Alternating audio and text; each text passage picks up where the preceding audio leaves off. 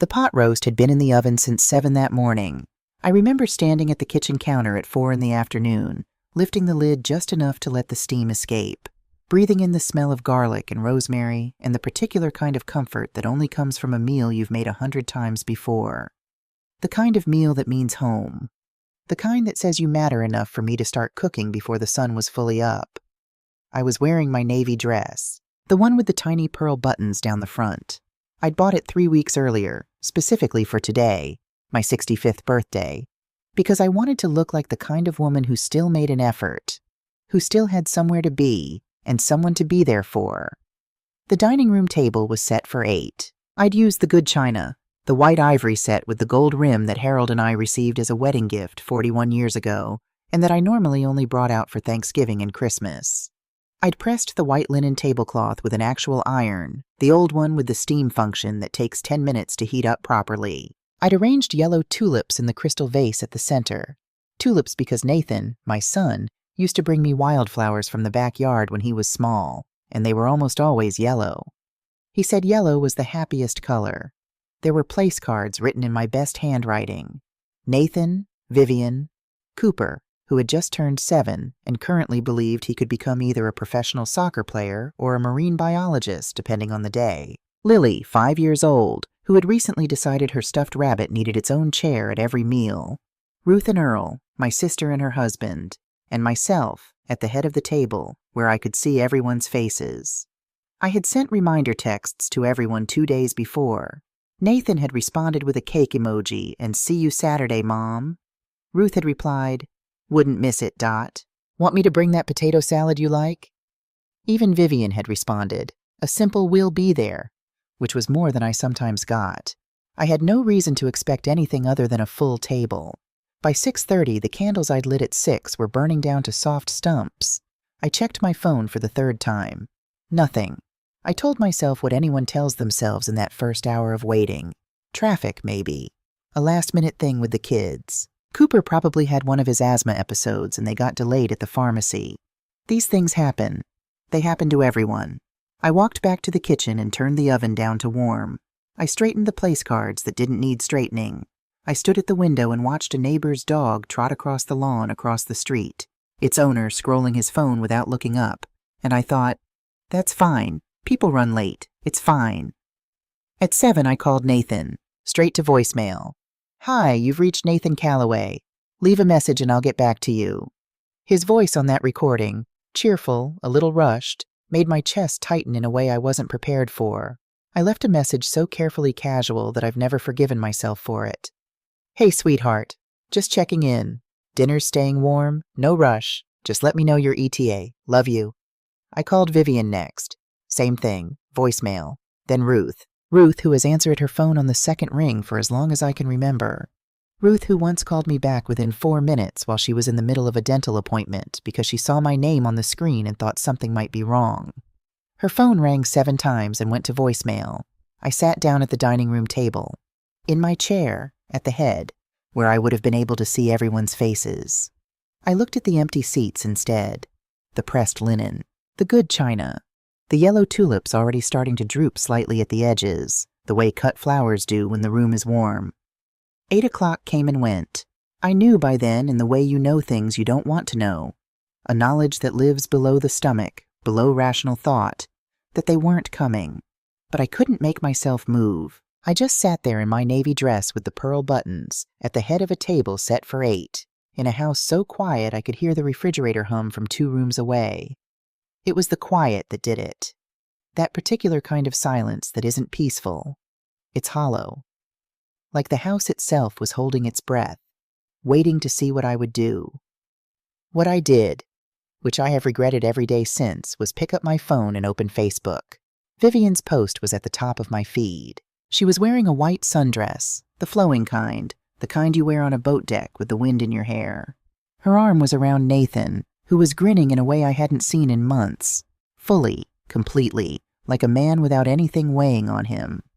Behind them stretched the Gulf of Mexico, blue and enormous and indifferent. Living our best life on the Gulf Coast. So grateful for this amazing family. I scrolled down with a hand that had gone completely numb. Cooper and Lily building sandcastles on white sand, Cooper's tongue between his teeth the way it gets when he's concentrating. Nathan helping Lily with the turrets, both of them laughing at something outside the frame. Ruth and Earl at what looked like a ship's bar, Earl raising his glass toward the camera, Ruth's head thrown back mid-laugh. Everyone was there. Everyone I had set a place for. Everyone I had pressed a tablecloth for and bought yellow tulips for and started cooking for at 7 in the morning. The timestamp said the photos were posted 47 minutes ago. 47 minutes ago, while I was sitting at my table waiting, they were on a boat somewhere in the Gulf of Mexico, toasting with champagne, building sandcastles, throwing their heads back laughing at things I would never know about. I set my phone face down on the table very carefully, as though it were something fragile, something that might shatter if I wasn't gentle with it. Then I sat with what I felt for a long time without trying to name it. It wasn't quite anger. Not yet. It was more like the feeling you get when you step on ice you thought was solid and hear it crack beneath you. That split second between the sound and the fall, when you understand what's happening but haven't yet accepted where you're going. She planned this. The thought arrived quietly, without drama, the way the most important truths always do. This wasn't a coincidence. This wasn't a last-minute deal Vivian stumbled upon. She chose this date. She chose my birthday. My phone buzzed. Nathan's name lit up the screen. I stared at it for a full 5 seconds before I read the message. Sorry, Mom. Forgot to mention we'd be away this week. Vivian booked a surprise trip. Happy birthday, though. Forgot to mention. As though a Gulf Coast cruise were the kind of thing that slipped your mind. As though booking a family vacation on your mother's 65th birthday were the sort of coincidence that required no explanation beyond a cake emoji and a belated text message. I put the phone down, stood up, walked to the kitchen in my navy dress and began putting things away. I wrapped the chocolate cake I'd spent all morning making. I covered the pot roast and moved it to the back of the refrigerator. I blew out what remained of the candles and carried the good china to the sink. Each plate made a small, sharp sound against the others that seemed too loud in the quiet house. I did not cry. I was surprised by that later. I thought I would cry. Instead, I caught my reflection in the dark window above the sink. A woman in a navy dress with pearl buttons, alone in her kitchen, putting away a birthday dinner no one came to eat. And I thought, she looks smaller than I remember. I didn't sleep that night. I lay on top of the covers in the dark, still in the dress because I couldn't quite make myself take it off, and I let myself remember, really remember, not the softened, charitable versions of events I'd been carrying around for years, the ones where there was always a reasonable explanation and good intentions underneath, the real versions. Cooper's 4th birthday party. I'd been so excited. I'd bought him a remote control boat, the kind with the little remote that actually steers. I'd wrapped it in paper covered in tiny anchors because at 4, Cooper was in his boat phase, obsessed with anything that floated. I arrived at the venue, a little party room at the Children's Museum, with the anchor paper present tucked under my arm. Vivian met me at the door, that particular smile she wore. I know it so well now, the one that starts with her eyes slightly lowered, full of apologetic warmth, the one she perfects for delivering disappointing news, was already in place when I came up the steps. Oh, Dorothy, didn't Nathan tell you? We had to move the party to tomorrow. Little emergency with the venue. Booking conflict. So sorry you came all this way. But I could hear children laughing behind the door. I could see the string of balloon letters through the window. Happy birthday, Cooper, blue and white. When I called Nathan from my car, he was genuinely confused. Tomorrow? No, Mom, the party's today. Is everything okay? When he mentioned it to Vivian, she'd been so sweetly apologetic. Oh gosh, I must have given Dorothy the wrong information. I'm so sorry I've been so scattered this week. She'd sent me a text that evening. So sorry about the mix-up, Dorothy. Hope you can still make it to the next one. With 3 little pink heart emojis. I had told myself, miscommunication. She's a busy mother. These things happen. Lily's first day of kindergarten. I had asked Vivian 3 times about drop-off. 3 separate conversations over 2 weeks, because I wanted to be there with my camera. I wanted to see Lily's face when she walked through those school doors for the first time. Oh, they're doing it really early this year, Vivian had said. Like 7 a.m.? Probably too much of a hassle for you to drive all the way over there at that hour. I drove over at 6:45. I stood outside Jefferson Elementary School in the early September morning, watching other grandmothers with their cameras and their proud, wet eyes, and waited. The teacher told me, cheerfully, that Lily had already been inside since 8:30. Regular drop-off time. Same as every year. The Christmas that wasn't. Vivian had called 2 days before Christmas, voice pitched at exactly the right frequency of reluctant honesty. Dorothy, I hate to do this, but Nathan's been so overwhelmed with work stress lately. He asked if we could keep the holiday really small this year. Just immediate family. I hope you understand. I understood. I spent Christmas Day reheating leftovers and watching a movie I'd already seen twice, and I told myself that Nathan's stress was real, that this was what families did. They protected each other. They scaled back when someone was struggling. I made a mental note to check in on him more. 2 weeks later, Ruth mentioned the photos she'd seen on Instagram. 20 people. Nathan's college friends, neighbors from their street, Vivian's gym friends. A whole house full of noise and celebration and Christmas lights. Everyone except me. I got up when the sky started to go gray, made coffee I didn't taste, and sat down at the kitchen table with my phone. I started scrolling through Vivian's social media the way you read evidence once you know what you're looking for. Not casually, the way I had before. With purpose. There she was at Cooper's school play, the one she'd told me was canceled due to a flu outbreak. Front row. Nathan's arm around her shoulders. There she was at Lily's dance recital, the one described to me as just a practice session, nothing formal. The auditorium behind her was full. Photo after photo, gathering after gathering, milestone after milestone. The images stretched back 2 years, 3 years, further. In all of them, Vivian stood at the center, Nathan beside her, the children clustered close. Everyone smiling, everyone belonging. I counted the events I'd been present for versus the ones I'd been told about after the fact, or told incorrectly about, or simply never informed of at all. The ratio was not what a person would expect from honest mistakes and ordinary miscommunication. The ratio was what you'd expect from a pattern. This is not forgetfulness. The thought settled into my chest like a stone dropping into still water. This is architecture. She built this. I thought about the way Vivian spoke about me at family gatherings. Always warm, always with that practiced look of gentle concern. Nathan, your mom seems tired lately. Maybe we shouldn't burden her with the kids this weekend. I ran into Dorothy at the grocery store. She seemed a little confused about something. Is she doing okay on her own? Small sentences, small implications, each one a brick. She had been building a wall between me and my son, one polite sentence at a time, for 7 years. And she'd done it so carefully, so gradually, that by the time I was standing outside a birthday party I hadn't been allowed to attend, Nathan was genuinely puzzled about why I'd shown up on the wrong day. Because she had told him I was confused, that I mixed things up, that I needed managing rather than including. And Nathan, my honest, open-hearted, trusting Nathan, who had never once in his life learned to be suspicious of people who claimed to love him, had believed her.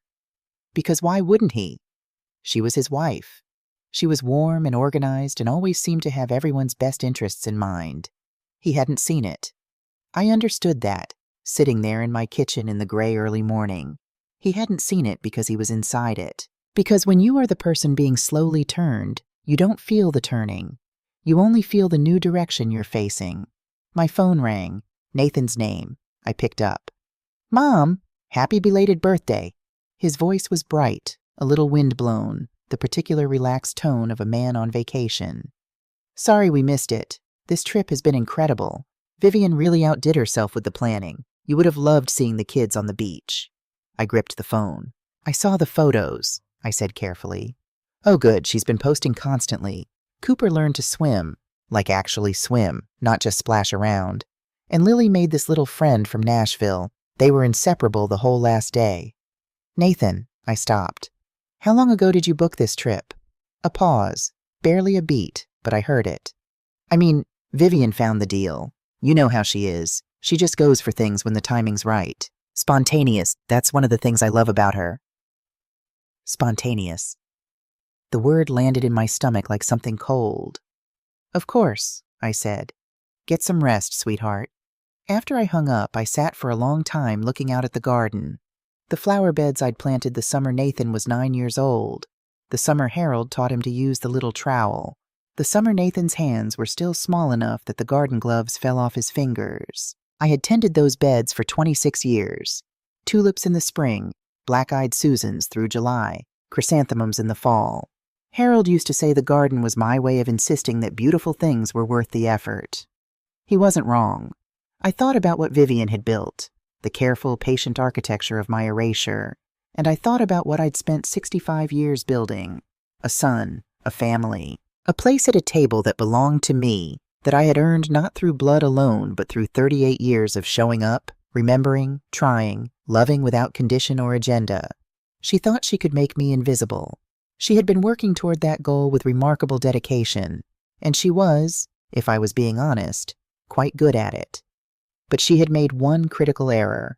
She had assumed I would accept it. I looked out at the chrysanthemums coming up along the fence, right on schedule, exactly where I'd planted them. Beautiful things are worth the effort, Harold used to say. I finished my coffee and went upstairs to change out of the navy dress. I had work to do. 7 days after my 65th birthday, on a Tuesday morning that smelled like rain, the doorbell rang. I was still in my robe. It was 10 past 10 on a Tuesday morning, and I was sitting at the kitchen table with my second cup of coffee and a stack of thank you cards I'd bought 3 weeks earlier for a celebration that never happened. I hadn't been able to throw them away. I'm not sure why. Maybe because throwing them away meant accepting something I wasn't quite ready to put into words yet. The doorbell rang, and I startled badly enough to slosh coffee onto the table. I wasn't expecting anyone. Since Harold died 8 years ago, unexpected visitors had become rare in my life. The kind of rarity you don't notice accumulating until one day you realize the last person who showed up at your door unannounced was the postal carrier with a package that needed a signature. I lived quietly. I had my routines, my garden, my Tuesday morning calls with my friend Margaret from my teaching days, my library volunteer shift on Thursdays. My life was orderly and small, and, if I was honest with myself in the way the sleepless nights had been forcing me to be lately, lonelier than I had ever admitted to anyone. I looked through the peephole. A man I didn't recognize stood on my front porch. Mid-40s, I guessed. Dark hair with threads of gray at the temples, the kind that comes early from stress rather than age. He was well-dressed, dark coat, collared shirt, but rumpled in the way of someone who has been traveling or who hasn't been sleeping, or both. His hands were shoved deep in his coat pockets, and he kept glancing toward the street and then back at my door, the way people do when they're not entirely sure they should be where they are. There was something in his posture, a heaviness, a kind of gathered courage, that made me pause with my hand on the chain. I almost didn't answer. After the week I had very little left for strangers. But something about the way he stood there, like a man steeling himself to say something difficult, made me curious in spite of myself. "Can I help you?" I called through the door. He straightened slightly at the sound of my voice. "Mrs. Calloway?" Careful, hesitant. "Dorothy Calloway. Nathan's mother?" My hand tightened on the chain. How does this man know my son's name? "Who's asking?" He was quiet for a moment. The rain smell was getting stronger through the gap in the door, that particular October heaviness that means the sky has made up its mind. Then he said something that turned the air in my lungs to ice. "My name is Daniel Stafford. I need to talk to you about Vivian." I opened the door to the chain length and looked at him properly. Up close, the worry lines around his eyes were deeper than I'd noticed through the peephole. There were dark half-moons beneath them, the kind that take more than one bad night to earn. His hands, when he drew one out of his pocket to show me it was empty, a small instinctive gesture of harmlessness, were trembling slightly. "What about Vivian?" I said. He met my eyes. Whatever he saw there, a 65-year-old woman in a robe who had not slept properly in a week and had run entirely out of patience for careful phrasing, seemed to make him decide to skip whatever gentler version he'd prepared. "I think," he said, "my son might be living in your son's house." The chain suddenly felt very heavy in my hand. "What are you talking about?" "A little boy." His voice dropped. 7 years old. Brown hair, tends to tilt his head to the right when he's concentrating on something. Has a small scar on his chin. I stopped breathing. Cooper had a scar on his chin, a pale crescent, barely visible unless you knew to look for it. He'd gotten it at age 4, falling off the bicycle with the training wheels in Nathan's driveway. Nathan had called me from the emergency room, voice tight with that particular first-time parent terror. 3 stitches, Mom." He was so brave. He didn't even cry until they brought out the needle. "How do you know about the scar?" I asked. Daniel Stafford looked at me steadily. "Because I've been watching him. From a distance." He paused. "I know how that sounds. I need you to let me explain. I looked at this man, his trembling hands, his sleepless eyes, the way he was holding himself like someone who has been carrying something very heavy for a very long time. And I made a decision. I unlatched the chain and opened the door. "You better come in," I said. He sat on the edge of my sofa like a man who wasn't sure he'd be allowed to stay. I offered coffee. He shook his head, hands clasped in his lap, knuckles white. I sat across from him in Harold's old armchair and waited. "Vivian and I were together for 2 years, he began. His voice was measured, like he'd rehearsed this, but the emotion underneath kept pressing through at the edges. "This was before she met your son. Before any of this. We lived together in Austin. I thought we were building something real. And then she got pregnant." I set my coffee cup down carefully. "I was so happy," he continued. "I wanted to marry her immediately, start planning, but she kept putting me off. Said she needed time, wasn't ready for such a big commitment." He pressed his lips together briefly. "Then one day I came home from work and she was gone. All her things, every trace of her, like she had never lived there at all. Did you look for her?" "For months." The rawness in those 2 words was not performed. "Filed a missing persons report. Hired a private investigator. Posted everywhere I could think of. Nothing." He exhaled slowly. "The investigator finally sat me down and told me, 'Some people don't want to be found.' He said I should accept it and move on." "But you didn't." "I tried." He looked at his hands. "For 7 years I tried. And then 3 months ago I was at a conference in Houston, walking through a park during a lunch break, and I saw them." He stopped, gathered himself. "Vivian, and a little boy who looked exactly like me at that age." His voice, for just a moment, came apart entirely, and then was carefully reassembled. Same eyes, same jaw, same way of tilting his head when something caught his attention. I stood there on a park path and I watched that little boy for 3 city blocks, and I knew. He looked up at me. "Mrs. Calloway, I knew the way you know your own reflection." The room had gone very still around me. "When Vivian left me," he said quietly, "she was approximately 2 months pregnant. If she carried the pregnancy to term, the child would be exactly Cooper's age." I heard myself ask, from somewhere that felt very far away, "You're saying Cooper is your son?" "I'm saying I believe he is. Yes." He reached into his coat and withdrew his phone, turned it to show me a photograph, a school picture by the look of it, the kind with the mottled blue background. A boy of about 6 or 7, dark-eyed, serious-faced, with a slight gap between his front teeth. The resemblance to Cooper was not subtle.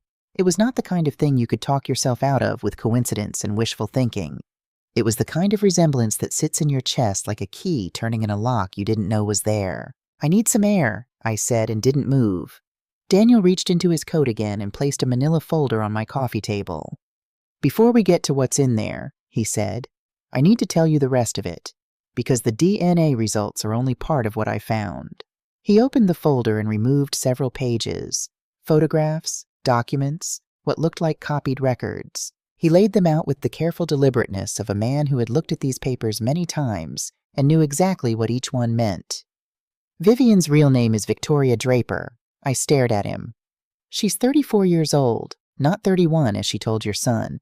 She grew up in the foster care system and aged out at 18 with no family connections, no roots anywhere." He slid a photograph toward me, a high school yearbook photo. The face was unmistakably Vivian's, but younger, harder, something in the eyes that I had never seen in the woman my son had married. A desperate, hungry quality, like someone pressing their face against a window looking in at warmth they couldn't reach. "She's been married twice before," Daniel continued. "Once to a man named Robert Ashford in Nevada, once to a man named Gregory Walsh in Oregon. Both marriages ended in divorce within 2 years. Both times she received substantial alimony settlements." I picked up the photograph with hands that had gone steady in the way hands sometimes go steady when the shock is large enough. I looked at the girl in the yearbook photo, Victoria Draper, 15 years old, eyes full of that hungry, pressing want. And I thought about the woman who had been systematically removing me from my family's life for 7 years, and I understood something for the first time. Vivian hadn't done this because she was cruel. She had done this because she was afraid. Because somewhere underneath all that careful performance, The flowing sundresses and the practiced smiles and the perfectly calibrated expressions of concern was a girl who had grown up with nothing and no one, and who had decided very early that the only way to hold on to anything was to control it completely. That understanding did not make me forgive her, but it made her real to me in a way she hadn't been before. Not a monster, something more complicated and in its way more frightening. The investigator I hired, Daniel said, found 2 other men who had relationships with her that ended the same way. Suddenly, completely, no explanation. He paused. One of them believes she may have been pregnant when she left him as well. Why are you telling me this? I asked. Why not go through the courts directly? Demand a paternity test legally? Pursue custody? Because I saw the cruise photos. I looked up at him. I've been monitoring her social media since Houston, trying to decide what to do. His voice was careful now, deliberate. I looked through 3 years of her posts, Mrs. Calloway. Hundreds of photos, family gatherings, birthday parties, holidays, every milestone those children have had. He held my gaze. Cooper is in all of them. Lily is in all of them. Nathan is in most of them.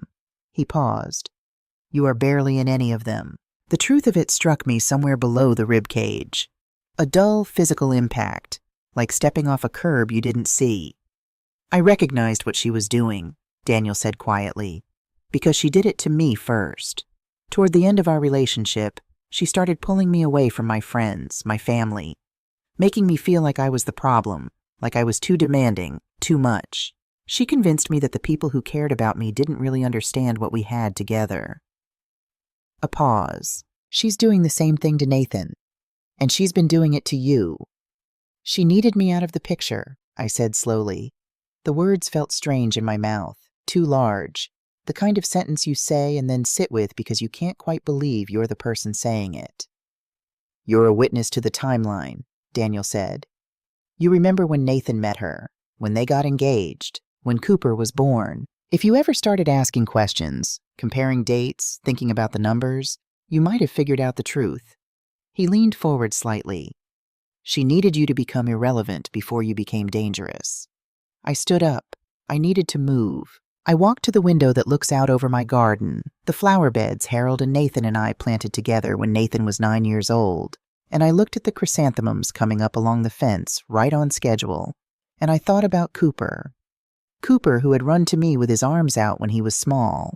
Cooper, who used to fall asleep on my shoulder during long car rides and drool on my coat and wake up embarrassed and delighted at the same time. Cooper, who had in recent months started looking to Vivian for permission before he spoke to me, a habit so subtle I had told myself it was just growing up, just the natural pulling away of a boy becoming himself.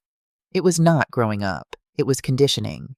She had been teaching him, gently and persistently, that I was someone whose attention required management rather than someone who simply loved him. What about Lily? I asked. My voice came out steadier than I expected. As far as the investigator can determine, Lily is Nathan's biological daughter. Daniel hesitated. But Mrs. Calloway, her birth may have been calculated as well. If Vivian could give Nathan a biological child, he would be far less likely to ever question whether Cooper was his.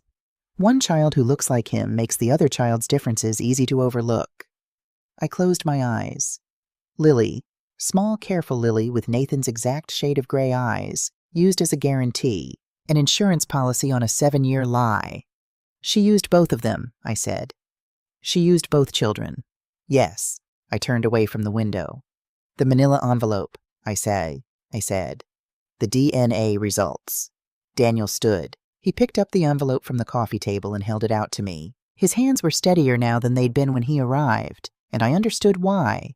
He had been carrying this alone for 3 months, and there is a particular relief that comes from finally putting something heavy down in front of someone else and saying, "Look at this. This is real. I didn't imagine it." "Before you open it," he said, "I need you to know something. I don't want to take Cooper away from Nathan. That little boy has known one father his entire life, and I will not be the person who traumatizes him in the name of my own rights." His voice was very quiet and very certain.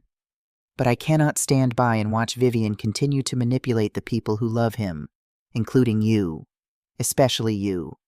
What are you asking me to do? I'm asking you to help me protect our family. He said the word without hesitation, without self-consciousness. Both of ours, because that's what we are, Mrs. Calloway, whether the paperwork says so or not.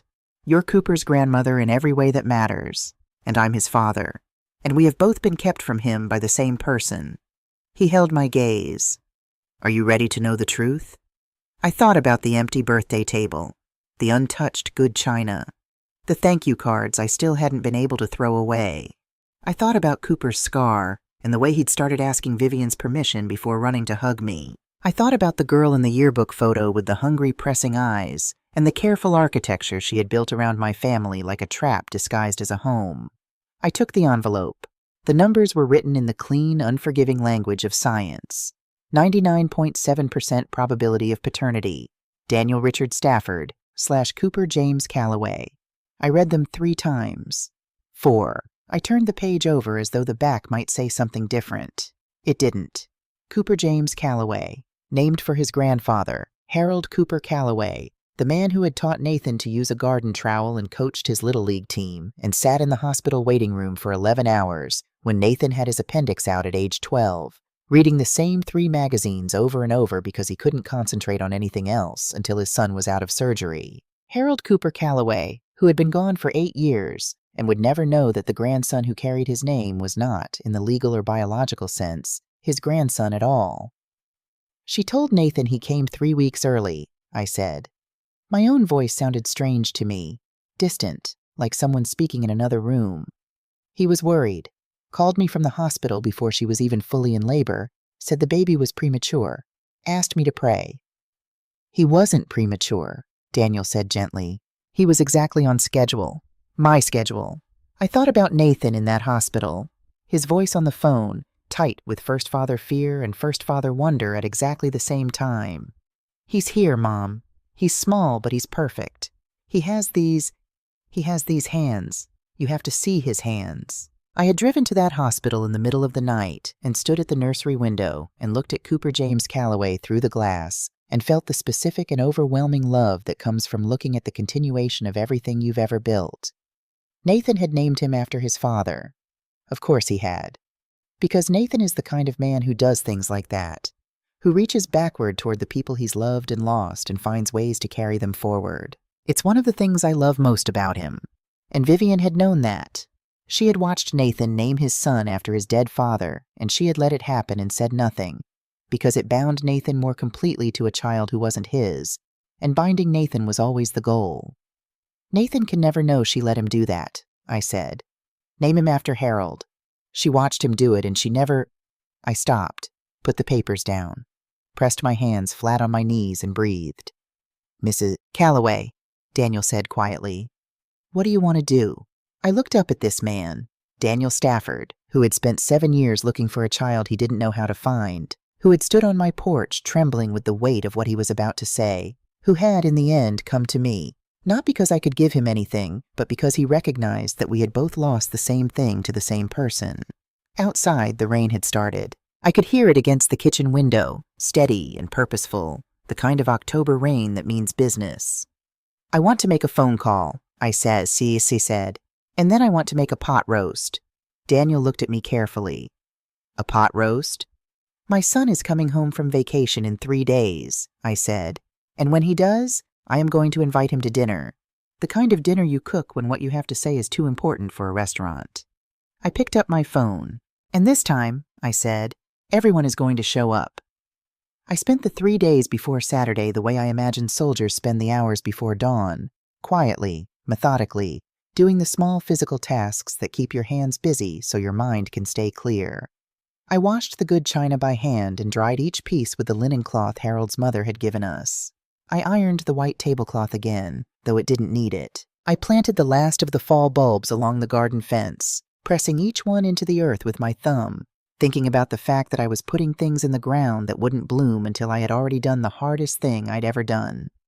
Daniel and I met twice at the diner on Mercer Street, a quiet booth in the back where the coffee was mediocre, and no one paid attention to anyone else. We went through everything methodically, the order of the documents, the language we would use, the things that needed to be said carefully, and the things that needed to be said plainly. Daniel had a yellow legal pad and took notes in a small, precise handwriting that surprised me somehow. I had expected something larger from him, more urgent. "How do you want to handle it when she tries to redirect?" he asked at our second meeting, turning his coffee cup in circles on the table. "She won't be able to," I said. "Not this time. This time I'm not going to give her the space." He looked at me for a moment. "You've been giving her the space for 7 years." "I know," I said. "I thought I was being gracious. I thought I was keeping the peace." I wrapped both hands around my own cup. I've had a lot of time to think about the difference between keeping the peace and keeping quiet. They're not the same thing. I confused them for a long time. Daniel was quiet for a moment, looking out the window at the gray October street. "She's going to try to make Nathan choose," he said. "Between believing her and believing the evidence. She's been preparing him for that choice for years, training him to see you as unreliable, as someone who creates problems. She's going to use that. I know. Are you ready for the possibility that he might, at least initially, choose her?" I said it for him. "Yes, I've thought about that. I've thought about it a great deal." I met his eyes. "But Daniel, the alternative is saying nothing, watching her finish what she started, watching my son spend the next 10 years being slowly stripped of every relationship he has until there's nothing left except her." I shook my head. A mother who stays quiet to protect her own comfort is not protecting her son. She's just protecting herself. Daniel looked at me for a long moment. Then he picked up his pen and wrote something on the legal pad, tore the page off, and slid it across the table. It was his phone number. I already had it, but this was a different gesture. Not the businesslike exchange of contact information. This was something more like, "I'm in this with you, all the way." "Saturday," he said. "Saturday," I agreed. Nathan called Friday evening to confirm. 6 o'clock still good, Mom?" "Perfect. I'm making pot roast." "Oh, man." A genuine warmth in his voice, the uncomplicated kind, the kind that made my chest ache with how much I loved him and how afraid I was of what the next 24 hours might cost both of us. "The kids are going to be so excited. Cooper's been asking about you, actually. Said he wanted to show you his swimming." I closed my eyes briefly. "Cooper's been asking about you." Meaning even Vivian's careful management of his affections hadn't entirely erased me. He still remembered. 7 years old and he still reached. "I can't wait to see him," I said, and meant it with my whole heart. After I hung up, I stood at the kitchen window for a long time watching the last of the evening light leave the garden. The chrysanthemums along the fence were holding up beautifully despite the cold snap earlier in the week. Sturdy, stubborn, orange and gold against the gray October ground. "Beautiful things are worth the effort," Harold used to say. "I know," I said aloud, to no one, to the empty kitchen, to the man I had loved for 33 years who wasn't there anymore. "I know they are." They arrived at 6 o'clock exactly. This was Vivian's way. Punctuality is a form of control. Arrive on time, establish the terms, never give the other person the advantage of watching you come up the walk. I had noticed this years ago and filed it under personality quirk without understanding what it meant. I understood it now. I heard the car doors before the doorbell. Cooper first, his voice carrying across the front yard. Something about how Grandma Dorothy's house always smelled like apples. Did I think she made pie? Then Lily's more careful footsteps on the porch steps, deliberate and small. The doorbell rang and I took one breath, smoothed my hands on my apron, and opened the door. Cooper came through it first the way he always had. Like weather, like something you can't stop once it's in motion. He was wearing a striped shirt and his good sneakers, the ones with the Velcro straps he could do himself now, and his face when he saw me was so open and unguarded and simply glad that I had to work hard to keep my expression steady. "Grandma Dorothy!" He threw himself at me and I caught him, this 7-year-old boy with Harold's name and Daniel Stafford's eyes, and I held him for a moment longer than usual. "We brought dessert. It's from the bakery with the bear on the window. Daddy let us pick." "That's the best kind," I said into his hair. Lily came next, slower, with the solemnity of a 5-year-old who has decided that maturity means moving carefully through the world. She was holding a small bunch of yellow daisies in both hands, the stems wrapped in the paper cone from a grocery store flower bin. "These are for you," she said, holding them out with great ceremony. "Daddy said yellow is your favorite color." I knelt down to take them from her and pulled her gently into a hug. She let me. No hesitation, no sideways glance at her mother for permission. Just a small girl with her father's gray eyes leaning into the hug the way children do when they're not afraid of it. "They're absolutely perfect," I said. "Thank you, sweetheart." Over Lily's shoulder, I saw Vivian watching. She was wearing a cream-colored dress, softer than her usual style, more deliberately innocent, the kind of choice a woman makes when she wants to project harmlessness. Her hair was down, her makeup understated. She looked like the picture of a devoted wife and mother, someone incapable of a calculating thought in her life. She had dressed for this dinner the way a lawyer dresses for a jury. "Dorothy." Her smile was warm, precisely warm. "Something smells incredible." "Pot roast," I said pleasantly. "Nathan's favorite. Come in." Nathan kissed my cheek. He looked tired in a way the vacation hadn't quite erased. New lines around his eyes, a slight hollowness that wasn't there 2 years ago. He'd lost weight, not dramatically, but enough that his collar sat differently than it used to. "You look wonderful, Mom," he said. "You look like you could use about a week of proper sleep," I said, and he laughed, surprised, the real laugh he used to have before everything got so carefully managed. Vivian's eyes moved around my living room as she came in, and I recognized the inventory she was taking, the arrangement of furniture, what was on the surfaces, what had changed since her last visit, what might be evidence of anything. 7 years of watching her, and I had called it being observant, had called it interested in her surroundings. I called it what it was now, standing in my own doorway and watching her case my home like a woman who is always calculating her position. The manila folder was on the kitchen counter, under a dish towel. She didn't notice it. Not yet. Dinner was, from the outside, a perfectly ordinary family meal. Cooper ate half his pot roast and negotiated for extra bread. Lily arranged her green beans into a pattern on her plate that she claimed was a flower, and that bore no resemblance to any flower I had ever seen. Nathan talked about a project at work, something about a structural assessment on a downtown building, the kind of conversation he used to have with me regularly and that had gradually, over the past several years, become rare. I listened. I asked questions. I let the meal be what it needed to be on the surface while underneath. I stayed very still and very focused, the way you stay focused when you're about to do something that cannot be undone. I noticed the moments Vivian redirected. When Cooper started telling a story. "On the boat, Daddy said we should call Grandma Dorothy, and I said yes, but then we—" Vivian touched his hand and said very gently, "Finish your dinner, baby." And the story stopped. When Lily asked why I hadn't come on the trip with them, Vivian answered before I could. "Grandma Dorothy likes staying home, sweetheart. She has her garden," said with complete warmth, said in the tone of someone describing a charming personality quirk rather than a deliberate exclusion. I watched Nathan absorb these small corrections without noticing they were corrections. This was what 7 years looked like from the inside. Not dramatic, not cruel in any obvious way. Just a constant, gentle pressure, applied so consistently that the person being shaped no longer felt it as pressure at all. He had come to see me the way Vivian needed him to see me, with fondness and a mild, habitual concern, the way you feel about something beloved but increasingly peripheral. After the children finished eating, I suggested they go play in the living room. Vivian moved immediately. "We should probably think about heading out soon, actually. School night, and we'd like to keep the routine. This won't take long," I said. Something passed across her face. Not quite fear, not yet. More like a recalibration, a woman adjusting her grip on something she senses is becoming slippery. "Of course," she said, and smiled. When Cooper and Lily were settled in the living room with their toys, I walked back to the kitchen and picked up the manila folder. I sat down at my end of the table. Nathan was looking at me with an expression I recognized.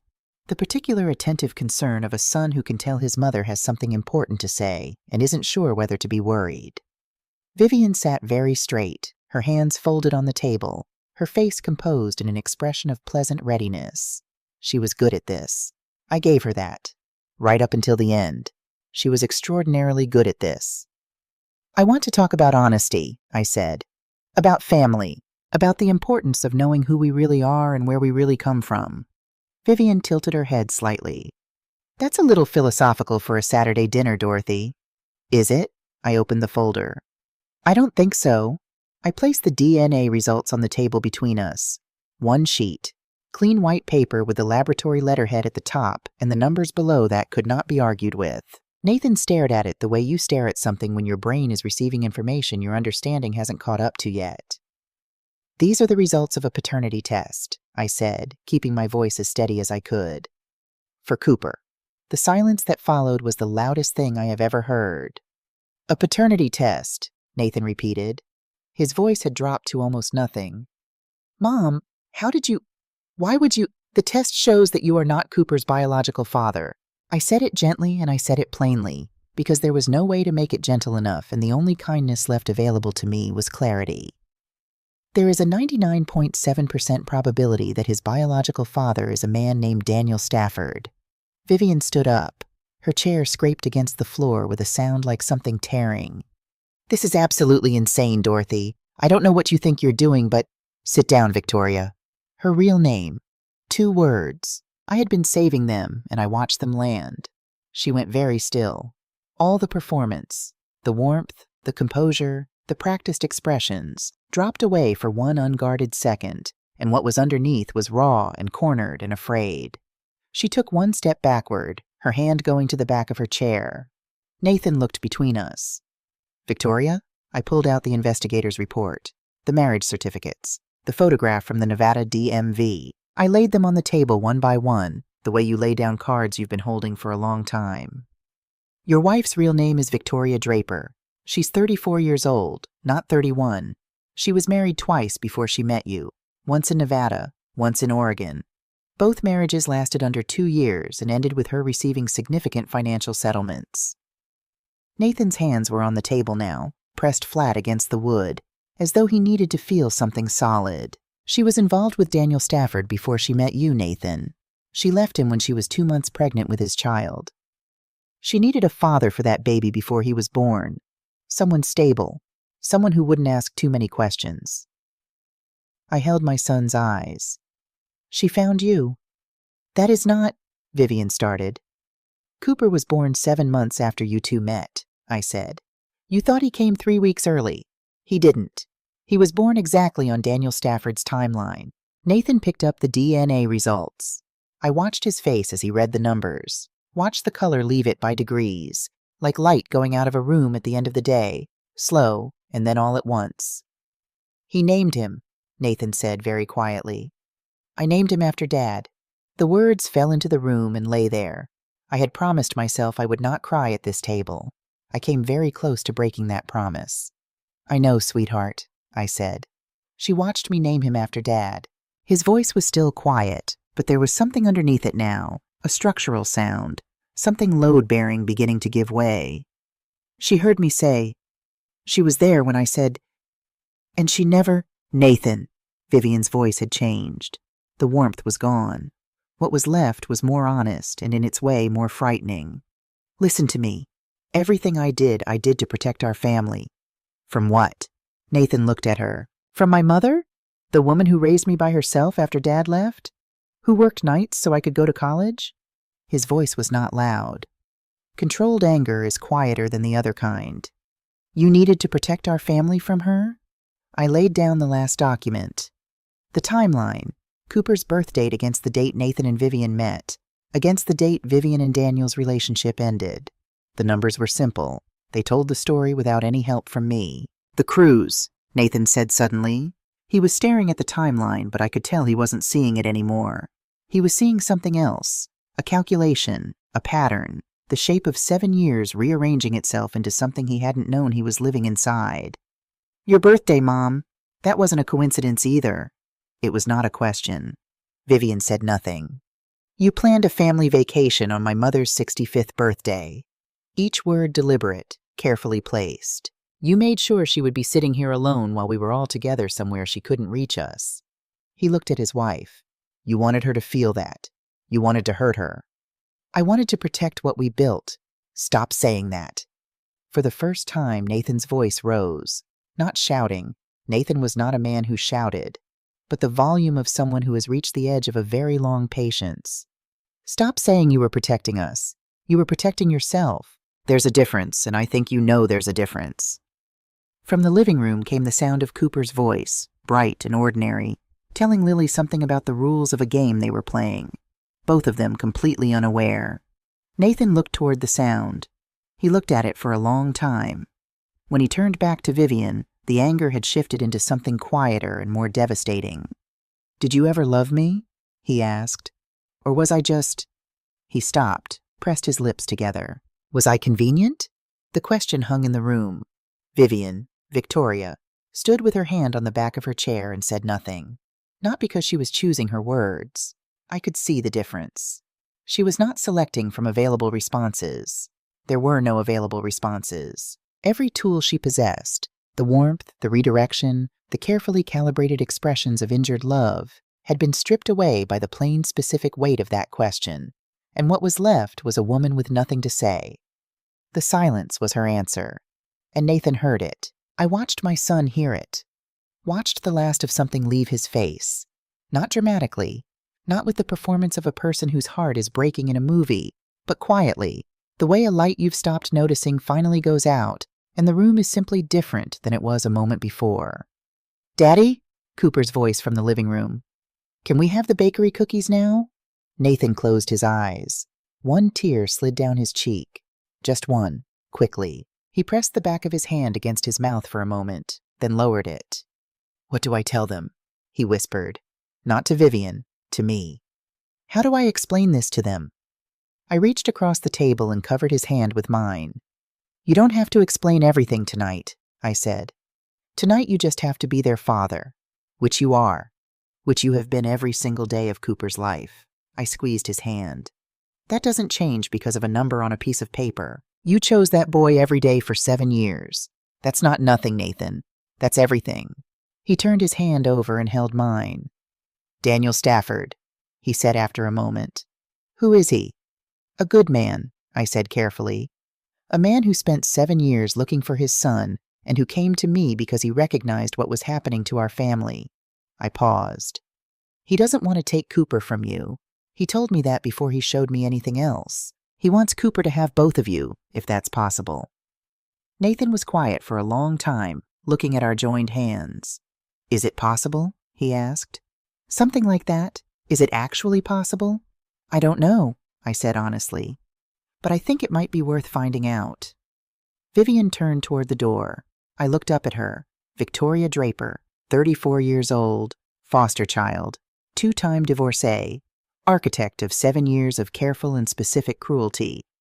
And I said her name one last time. "Victoria."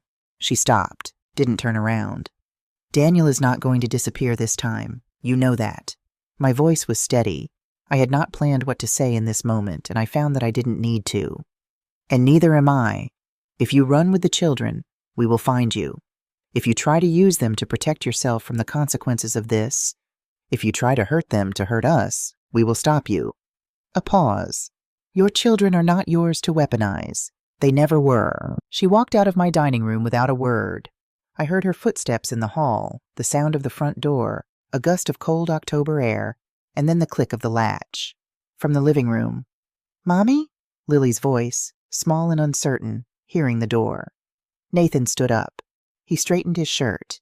He took one breath, and then another, and then he walked into the living room to be with his children. I sat at my dining room table with Harold's good china and the yellow tulips that were wilting slightly at the edges and the manila folder that had changed everything, and I listened to my son tell his daughter that Mommy had to step out for a bit and that, yes, they could absolutely have the cookies now, and that Grandma Dorothy's house was a very good place to be tonight.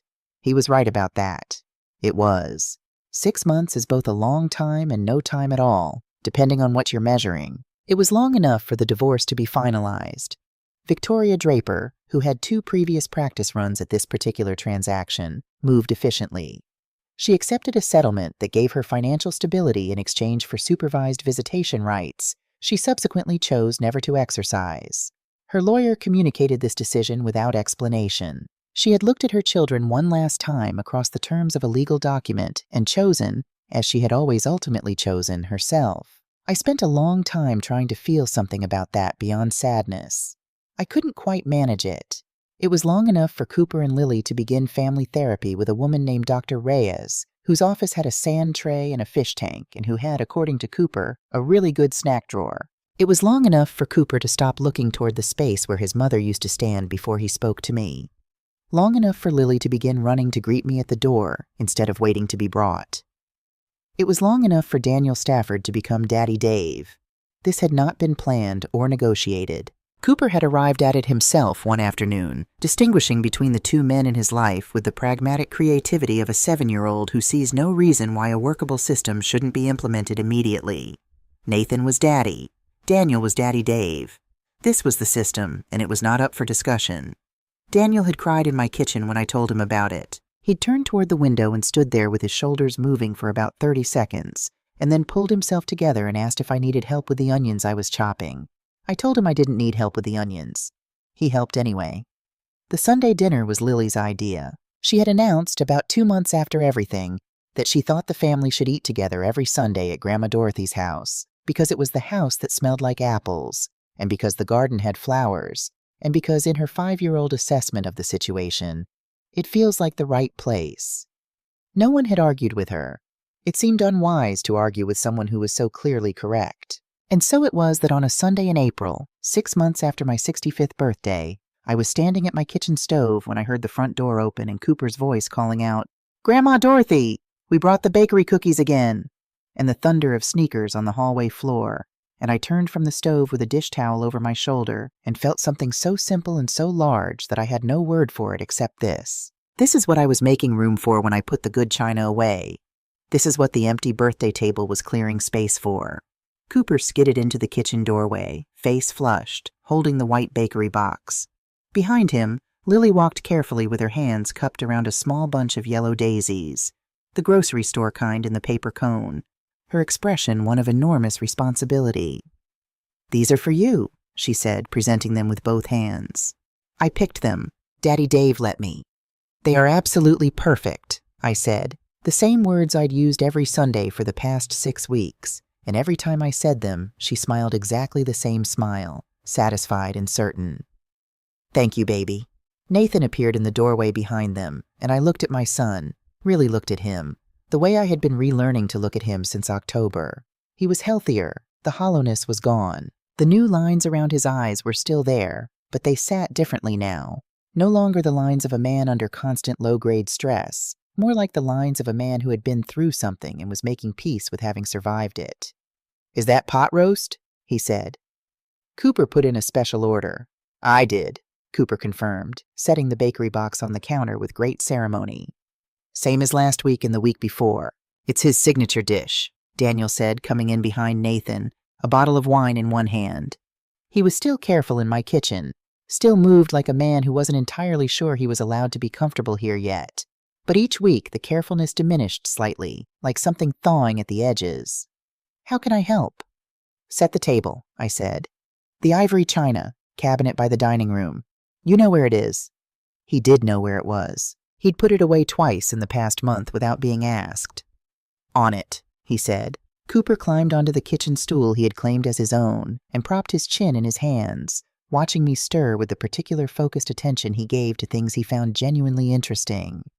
"Grandma Dorothy," he said. Can I tell you a secret?"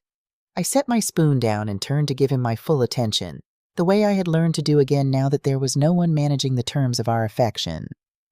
"Of course you can." He leaned forward and cupped both hands around his mouth in the exaggerated privacy gesture of children everywhere. "I'm glad Daddy Dave came," he whispered. "Now I have the most daddies of anyone in my class.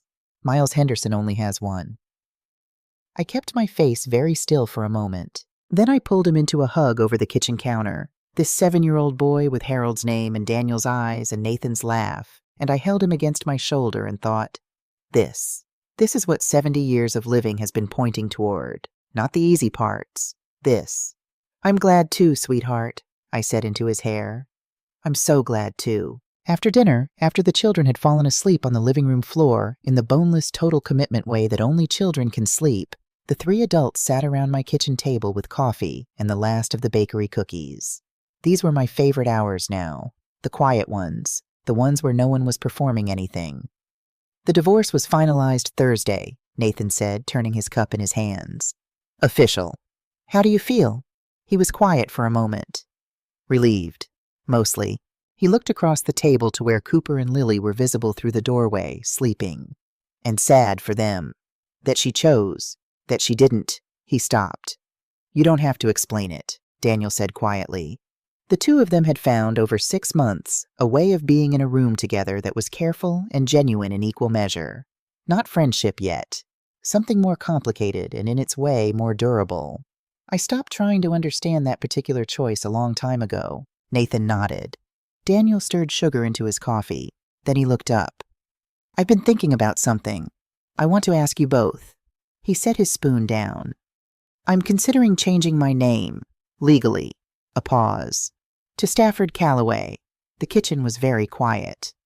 That way, Daniel said, Tommy and I would share part of a name, but he'd still be Calloway, still connected to your family, your father.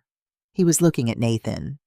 I don't want to erase anything. I want there to be something that says we belong to the same story. Nathan looked at him for a long moment. I watched my son's face, the face I had known for 38 years, that I had watched learn to read and learn to drive and learn to grieve, and now was learning, in real time, to do something I had no word for yet. Something like expanding. Something like making room. He reached across the table and held out his hand. Stafford Calloway, he said. I think that's exactly right. Daniel shook his hand. Neither of them said anything else. They didn't need to. Later, after Daniel had carried Cooper to the car and Nathan had buckled Lily in with her rabbit, after the taillights had disappeared around the corner of my street and the house had settled into its nighttime quiet, I stood at the kitchen window with a cup of tea and looked out at the garden. The spring bulbs were coming up, exactly where I'd planted them on that October afternoon, 3 days before the most important dinner of my life. The tulips first, yellow at the edges of the bed, punctual and reliable, keeping the promise the earth had made when the ground was cold, and the work of planting felt like an act of pure faith. My phone buzzed on the counter. Nathan. Thanks for dinner, Mom. The kids want to know if we can do this every Sunday. I told them that was up to you. I smiled and typed back. Every Sunday sounds exactly right. This is what families do. His response came in seconds. Yes, this is what real families do. I set the phone down and looked at the photograph on the kitchen wall, the one from last month's trip to the botanical garden. All 5 of us crowded together in front of the rose arbor. Cooper was on Daniel's shoulders, arms out for balance, grinning the gap-toothed grin that was so specifically, unmistakably, his own. Lily was holding my hand with both of hers, chin tilted up like someone facing into the wind. Nathan stood in the middle with one arm around me and the other loosely around Daniel's shoulder, and he was laughing, fully, completely, without any of the careful management that had lived behind his eyes for so long. We looked like what we were, a family that had been broken apart and put back together in a configuration nobody planned and everybody needed. Not conventional, not simple, not the family I had imagined when Nathan came home from his first date with the woman who would become his wife and told me, with the uncomplicated excitement of a man who hasn't yet learned to be suspicious of his own happiness, that he thought she might be the one. But real. Thoroughly, stubbornly, irrevocably real. I thought about Victoria Draper, wherever she was now, spinning a new story, looking for a new family to step into. I thought about the girl in the yearbook photo with the hungry eyes and the desperate want, and I thought, you had this. You had all of it. People who would have loved you without conditions, children who would have grown up and brought you grandchildren, Sunday dinners and yellow tulips and the specific, unrepeatable warmth of people who stay. And you burned it down because staying was the one thing you never learned how to do. I did not hate her. I had tried to hate her and found I couldn't sustain it. What was underneath the effort was something more like grief. For her, strangely, and for the family she might have been part of if the fear in her hadn't always been louder than everything else. I turned off the kitchen light and walked to the foot of the stairs. My house was quiet, but it was the right kind of quiet now. The kind that holds the echo of children and laughter and coffee cups, and the particular warmth of people who have decided, deliberately and together, to keep showing up. I thought about that empty birthday table 6 months ago, the good china, the untouched place cards, the chocolate cake wrapped in plastic and put in the back of the refrigerator because there was no one to share it. I had thought, sitting at the head of that table alone in my navy dress, that I was becoming invisible, that my 65th birthday was the beginning of my erasure, the first chapter of a story in which I gradually ceased to matter to the people I loved most. I was wrong.